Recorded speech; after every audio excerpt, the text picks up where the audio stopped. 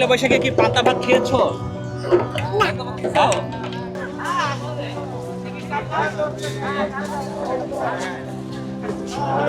আমার অনেক ভালো লাগছে। আমি শিল্পকলা একাডেমিতে যাব একটু পরে। সকালে কি পান্তা ইলিশ খাওয়া হয়েছে?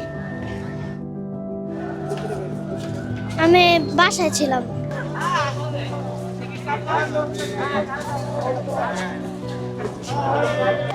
সকালবেলা ঘুম থেকে ওঠা, ফ্রেশ হওয়া, শাড়ি পরা, পান্তা ইলিশ খাওয়া, তারপর উত্তরা থেকে এই যে রমনাতে আসা ফ্যামিলি দিয়ে।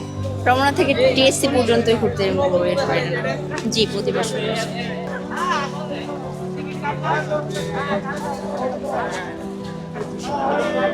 এই পান্তা ভাত, ইলিশ মাছ, বিভিন্ন রকমের ভর্তা, এগুলাই নিজের কাছে অন্যরকম লাগে। এটা নতুন বছর, একটা বছর আমাদের থেকে চলে গেছে, নতুন আরেকটা বছর আমরা পা দিলাম।